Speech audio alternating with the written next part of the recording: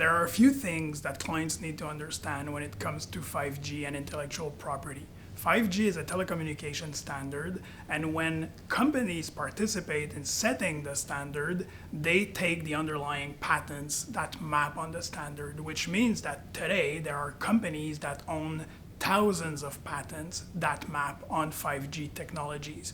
The same way that there were thousands of patents that mapped on 3G technology, on LTE, and so on and so forth.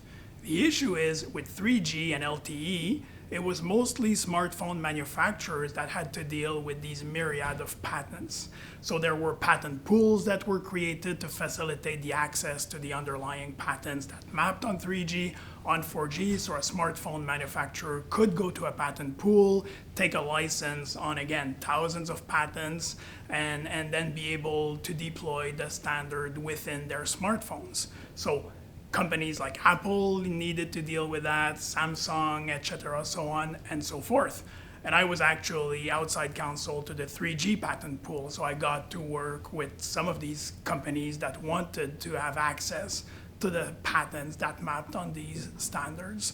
5G is going to bring about a revolution in connected devices, not only smartphones. So from your refrigerator to your television to your car, everything is going to connect to the internet via 5G, and it's going to be obviously super fast technology. So in the future, it's not only going to be smartphone manufacturers that are going to need to deal with those standard essential patents, those patents that map on 5G. It's any startup that wants to build an IoT company.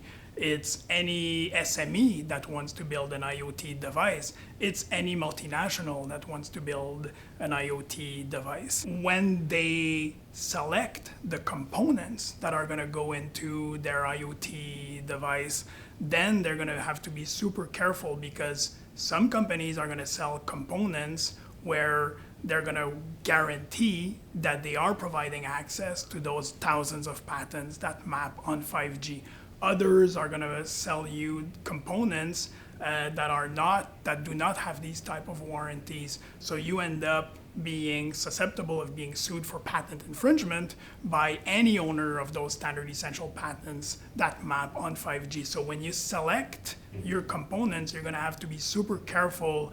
You're either going to have to know that you're infringing on standard essential patents that map on 5G and deal with it, or you're gonna have to learn and obviously talk to your lawyers to understand how that works, and maybe choose a component that might be a bit more expensive, but at least the component manufacturer will warrant that he has the licenses to the patents, or at least he's going to indemnify you if you're ever sued for patent infringement by the owners of standard essential patents. Again, those patents that map on 5G. So it's going to be an interesting world. People are going to have to become savvy on what we call in my universe standard essential patents with respect to 5G.